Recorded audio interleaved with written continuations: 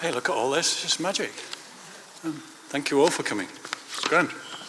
I've been given some things that I've been asked to cover. So I make no apologies for probably talking about a fair few of the people that are already here in the hall this morning. As you've heard, I'm representing the Lord Lieutenant of Devon, but I'm genuinely thrilled to be here in my own right, not least because for the last 10 years I've been the chairman of Torbay and South Devon NHS Trust, where I unashamedly watched and admired the successes of Thrive quite closely. And to be honest with you, I've nicked quite a few of the ideas. So it's great to be here and to have an opportunity to both look back over the last 10 years in celebration and look forward to the opportunities of the next 10. Goodness knows we've got challenges, haven't we, in health and social care, and we see those in the news pretty well daily. And I think it's easy, therefore, to underestimate the good things and the successes sometimes. And I hope today we can at least balance things out a bit as a consequence. As you know, the focus of Thrive Plymouth is to address health inequalities in Plymouth. And today we're welcoming somewhere like 300 individuals from over 130 organisations to celebrate the work under the Thrive Plymouth umbrella and plan how we're going to continue that work into the future. So it's an important day, this. It's notable to see colleagues from across Plymouth City Council, the absolutely vital voluntary sector, local businesses, the NHS and many other organisations, all of you represented here this morning. Thrive Plymouth was first launched in 2014 with the 454 banner, which looks at the 4 health behaviours and the 4 diseases that were responsible for 54% of the deaths in Plymouth.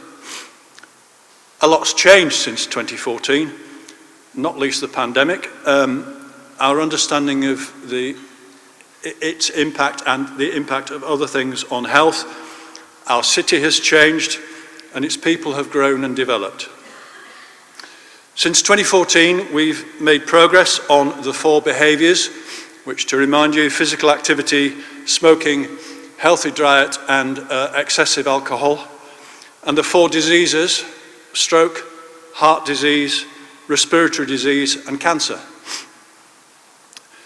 Smoking rates, the numbers of people engaging in physical activity and proportion of deaths from the 4 diseases have all improved.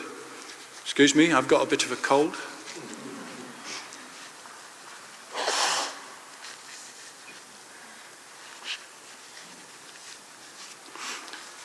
Life expectancy for us in Plymouth has been largely static, but the healthier life expectancy has improved a bit, although it does remain below average for particularly women in Plymouth, and I'll touch on that again in a minute.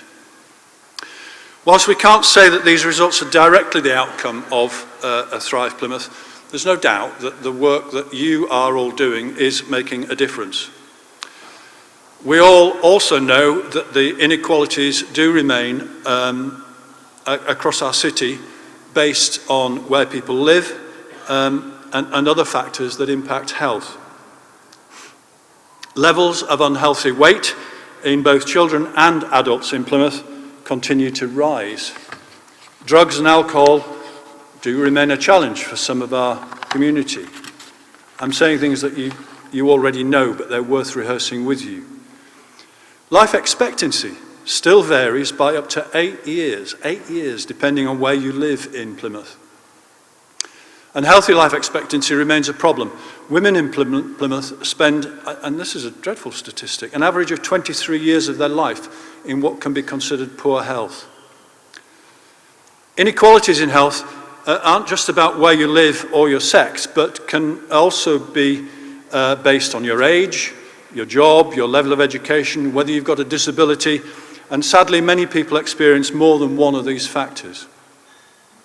And today we're going to look back at Thrive Plymouth since the launch in 2014 and actually celebrate the work that many in this room have done to address these inequalities and start moving things in the right direction.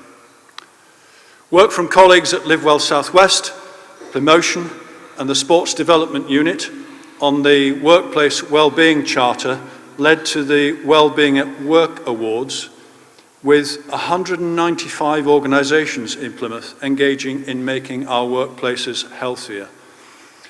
Schools also contributed to the Wellbeing at Work Awards, and we promoted the Healthy Child Quality Mark, awarding 63 Plymouth schools a bronze award, 15 a silver and 16 a gold award. And this programme is undoubtedly helping our young people and school communities to improve their health and well-being. The One U Plymouth Wellbeing Service from colleagues at Live Well South West offered Plymouth adults a chance to take control of their health and well-being. The New Home, New You collaboration with Plymouth Community Homes saw us offer support to new tenants with healthy lifestyle choices and providing things like vegetable bags and cookery classes. We also recognise the importance of mental health and well-being with Plymouth Mental Health Network, promoting the 5 ways to well-being: connect, learn, active, notice and give, which gives the great acronym of CLANG. We've also seen 9 wellbeing hubs open across Plymouth to support people in their communities through a welcoming space, signposting for issues, and access to health and well-being and community activities. And some of these also offer specific family hub support, which is becoming increasingly valuable. Food Plymouth CIC supported us to deliver a programme of work on food, resulting in Plymouth achieving a silver award in Sustainable Food Cities earlier this year, and Plymouth committing to the Healthy Weight Declaration and helping us to establish partnerships through food that we were able to draw on all the way through the COVID pandemic. I'm nearly done. The Good Neighbour Support Scheme, established by our volunteers, evolved out of the COVID pandemic, and it continues today with neighbours supporting one another with all kinds of support and befriending, and it really is extraordinarily valuable. And Plymouth's status as a compassionate city was also embedded during this time, supported by our community builders team, who work at grassroots level to build a more confident and a more connected communities, including those of identity and interest, as well as geographic communities. Most recently, Thrive Plymouth has set up a cold and damp homes task force, and given the recent weather, goodness, it's very timely. A partnership across Plymouth which collaborates to tackle this challenge across all the tenure types. That's a lot of work to run past you quickly, and a huge range of issues that impact on health and well-being. I can say this, our city is lucky to have such engaged, committed professionals supporting our population in this way. I hope I've indicated that there's an awful lot to look back on and celebrate, and we're going to dedicate this morning to doing that, to looking back over the last 10 years, learning from one another and connecting with some pride, I have to say, our successes and achievements. Professor Sir Michael Marmot will lead us out with a reminder of why health inequalities matter, building on the foundation that the South West is a Marmot region. Then Dr. Ruth Harrell, our Director of Public Health, will lead a review of the last 10 years, highlighting case studies, the work of colleagues, partners and friends across Plymouth. I know others will say more, Ruth, but I can't finish this without personally saying a heartfelt thank you for all that you've done in your public health role. We've then got a market hall event with around about 50 stalls. I thought this was a huge room to do this in, but we seem to have filled it pretty well. 50 stalls from around the Thrive network, showcasing work and giving us all a chance to reconnect over coffee and lunch. And alongside the market hall, 16 of our outstanding network members will also be providing short case studies. Please support this in breakout sessions designed to celebrate success, share learning, and support one another with solutions. So, great opportunity both to take pride in what we do, to support the health of the people of Plymouth, and to reflect on what the opportunities are that this offers for the future. I hope we can make the most of that today and learn about the invaluable work that's happening across the Thrive Plymouth network. I'm now going to hand over to the Deputy Lord Mayor, Councillor Pauline Murphy, who will talk about the second half of our day, focused on looking ahead to the opportunities. Thank you.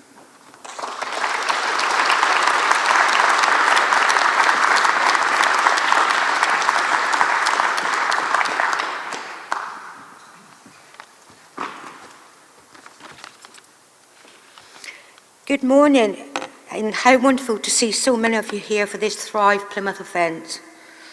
As Chair of the Health and Wellbeing Scrutiny Panel and a long-standing councillor in Plymouth, I have seen some of the challenges that our population face and the work of Thrive Plymouth in addressing this. I see the success and look forward to celebrating with you all with pride in the achievements of our city.